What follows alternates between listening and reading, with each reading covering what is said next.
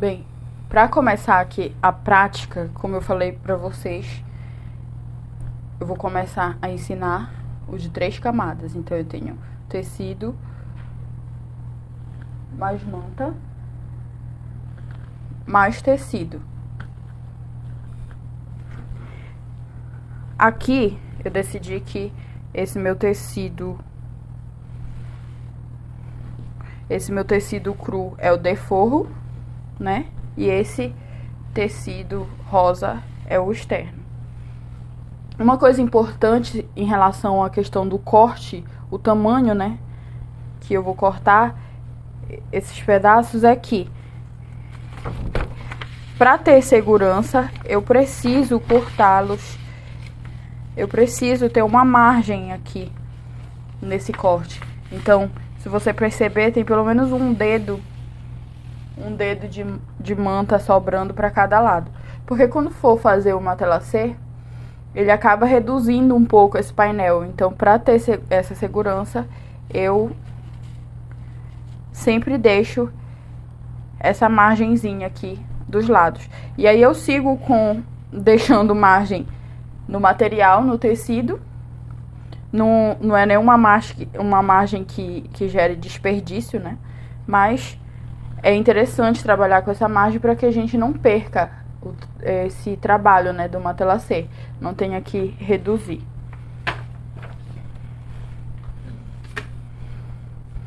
Então, eu posicionei o tecido de forro, né? No caso, se o tecido de forro tivesse um lado correto, um lado que seria a frente, ele estaria aqui para baixo, né? E aqui o verso, coloco a manta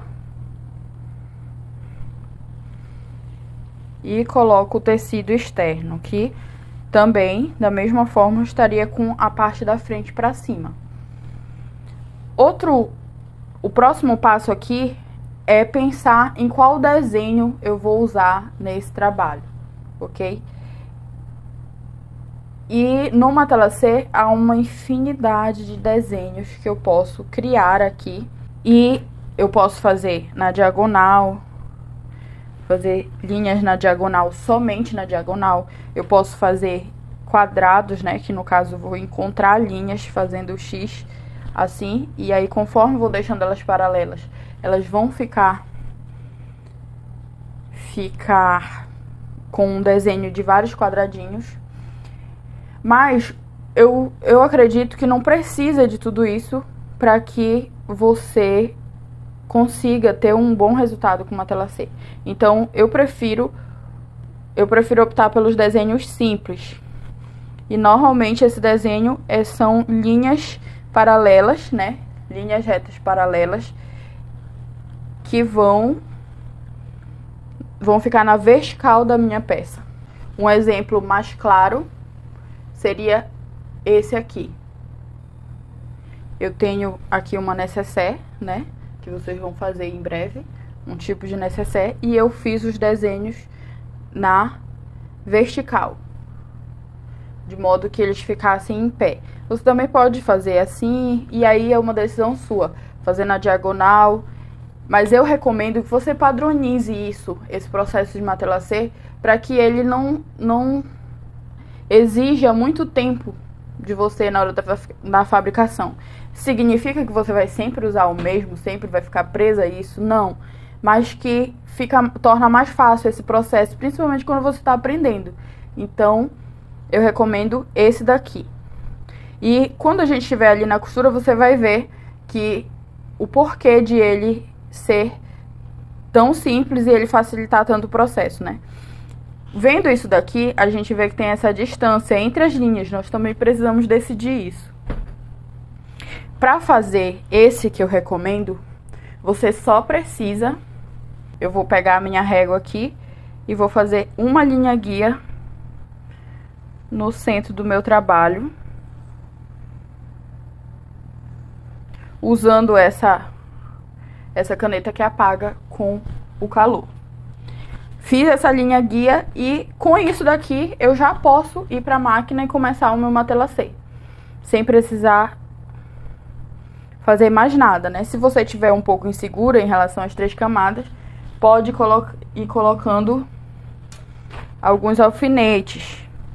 Eu, sinceramente, uso alguns para que a coisa fique mais tranquila, não tenha risco de erros, né? De erros muito grosseiros. E aí, conforme eu vou fazendo o matelassé, eu vou retirando os alfinetes.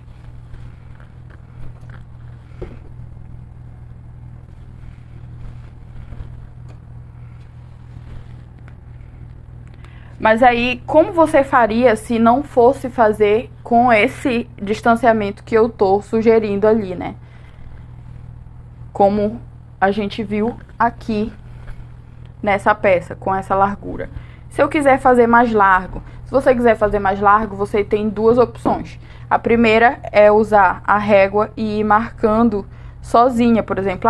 Digamos que eu quisesse uma distância de 4 centímetros em cada linha, né? Em cada marcação aqui. De 4 centímetros entre as linhas. Aí eu marcaria aqui 4 centímetros na régua, faria outra linha, e outra, até acabar. Então, eu desenharia todo esse tecido para poder depois passar a costura por cima. Eu acredito que isso dá um trabalho demasiado e desnecessário. Outra forma de fazer esse distanciamento maior, fazer distâncias maiores sem precisar ter tanto trabalho de desenhar, é o uso do guia de costura.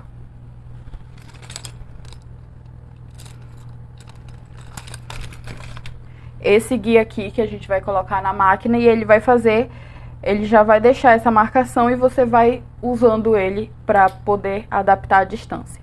O problema é que nem todas as máquinas têm esse guia, então fica mais uma lacuna, né?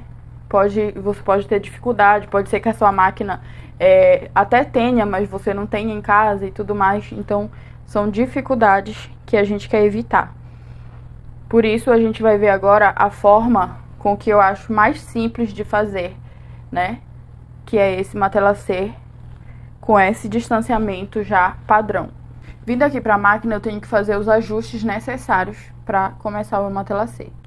O primeiro deles é colocar a linha da cor adequada. Aqui, como o meu tecido de cima é rosa e o de baixo é neutro, digamos assim, eu resolvi usar linha branca embaixo e linha rosa em cima. Aqui eu também tenho um trecho branco, né? Esse tecido, ele são mini listrinhas brancas e rosas. Então, ele já me dá uma segunda opção. E aí vem a questão do tecido estampado. Se eu tenho tecido estampado, eu tenho várias opções de cores para usar no meu matelassé. Já se o meu tecido for liso, o ideal é que você use a cor do mesmo tom do tecido, né? Outra coisa interessante em relação ao matelassé é que quando a gente for falar sobre linhas, você vai entender que a linha para costurar bolsas, ela não é a mesma linha que eu uso para costurar roupa. No entanto, para um matelassé, para tornar também mais simples, eu posso usar esses tubos, né, de linhas comuns que a gente encontra em armarinho para costurar roupa. Eu posso usar esse tipo de linha para fazer o matelassé, porque eu não preciso que a linha do matelassé seja muito rígida, muito forte, e que ela aguente muita coisa. Ela só precisa embelezar a minha peça, né? Ela só precisa ter aquela tensão mínima para deixar tudo bonito. Então, dá para usar esse tipo de linha. E isso é uma coisa muito boa, porque no matelassé a gente usa bastante linha, e esse tipo aqui é bem mais acessível que a outra linha que a gente usa para costurar, realmente fechar as bolsas. Ok? E como, né, acontece muito, os tecidos têm cores variadas, né? Também torna mais fácil tu adquirir mais quantidade de cores dessas outras linhas mais acessíveis. Ok, então aqui eu já escolhi a linha conforme o tom do meu tecido. Como eu tô trabalhando com 3 camadas, eu escolhi 2 tipos de linhas diferentes. Outra coisa importante aqui que eu também te falei anteriormente é que tu verifique a tensão, né? Eu já fiz toda a passagem de linha, mas eu preciso verificar a tensão. E para fazer isso, eu pego o mesmo material, eu pego um pedacinho, né, pequeno, do mesmo material e vou testar a minha tensão. Aí, aqui vocês conseguem ver. Daí aqui, vocês conseguem ver que a minha linha branca não tá aparecendo em cima, né? E aqui atrás a minha linha rosa também não tá aparecendo. Então, é isso que eu preciso para saber se a minha tensão tá ok. Outro ponto é que, olha, o desenho vai ficar legal, porque afundou aqui. A tensão tá legal, afundou aqui a costura quando eu passei na manta. Isso também é uma boa indicação. Então, esse teste é necessário que seja feito, né? E aí, você vai fazendo os ajustes da tensão conforme a linha vá ficando irregular, de um lado ou de outro. Com tudo já ajustado, aqui eu preciso usar a sapatilha multiuso.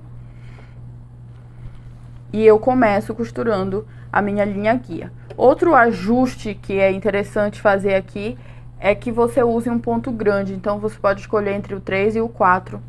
O ponto entre o 3 e o 4 e usar ele para fazer esse matelassê. Normalmente, os pontos maiores ficam mais bonitos quando são costuras expostas. Então, eu vou começar. Não precisa dar retrocesso, porque depois a gente vai cortar de qualquer forma. O retrocesso não teria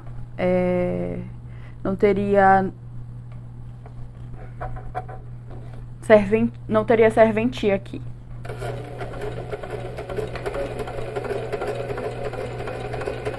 Você pode ver que eu não preciso ir rápido demais para fazer a costura. Ir rápido demais pode até desregular a tua tensão de linha e dar algum problema no caminho. Além de desregular a tensão, também pode fazer com que os pontos saiam um pouco danificados. Então, nesse momento aqui, principalmente na primeira, na linha guia, vai mais devagar e tenta fazer o mais reto possível. Outra razão para ir devagar nessa linha guia é que ela é a linha guia. Então, se ela ficar torta, todo o resto fica torto.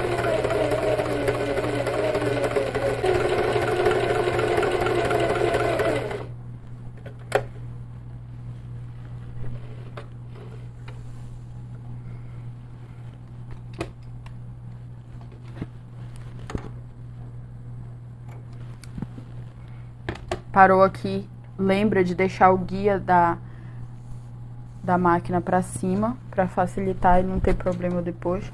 O que é que eu vou fazer agora?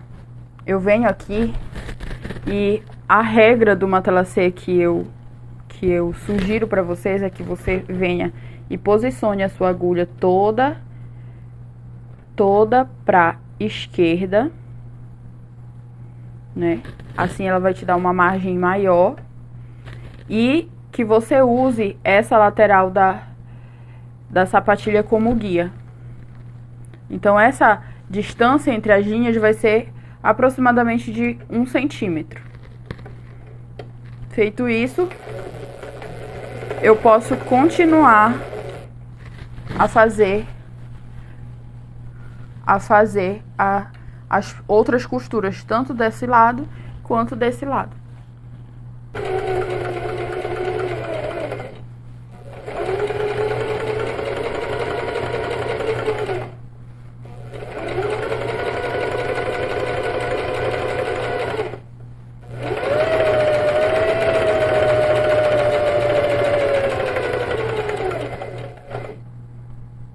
Outra coisa interessante de chamar atenção aqui é que como eu tô fazendo uma matelassê que ele tá pegando a parte de trás também aqui, então eu preciso de vez em quando dar uma observada pra ver se tá tudo certo aqui atrás.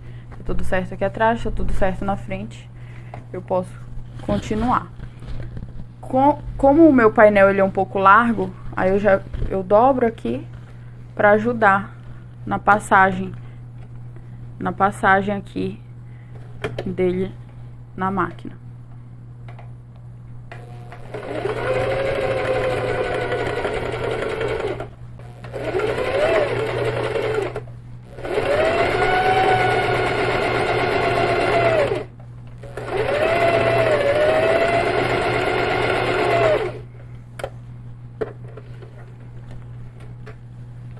Tá ficando muito bonito o Matelassé. Como eu escolhi a linha rosa, ela tá evidenciando ainda mais a cor rosa do meu tecido externo.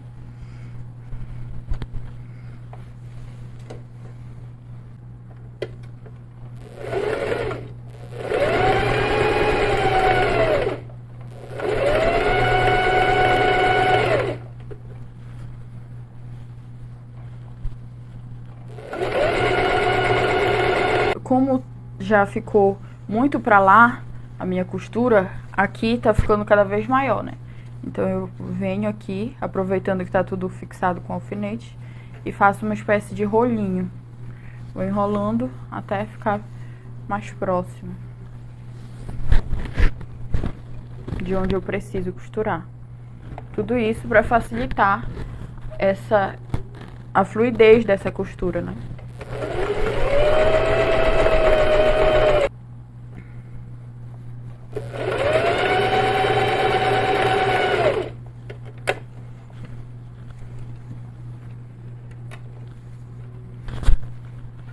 Volto, terminei, volto, faço de novo, rapidinho.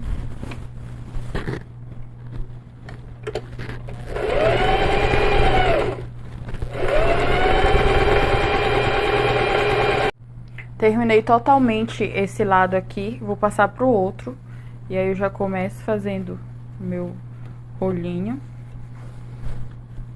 e mudo a direção. Antes eu tava começando pela outra ponta, agora eu vou começar por essa.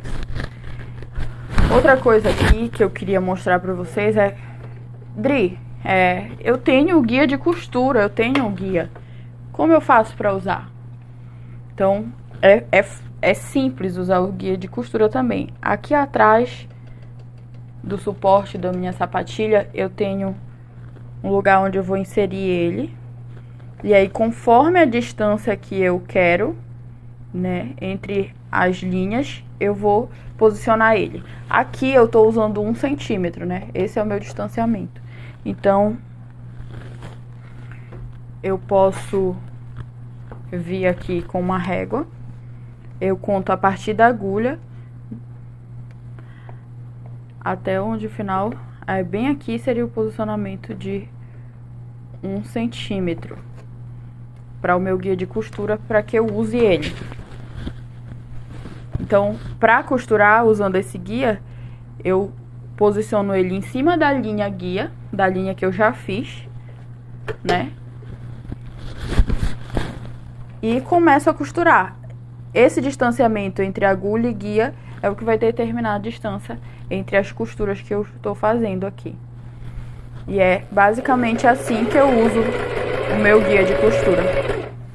Daí, se você quiser mais largo, pode afastar ele mais pra cá e esse distanciamento vai ser ainda maior, ok?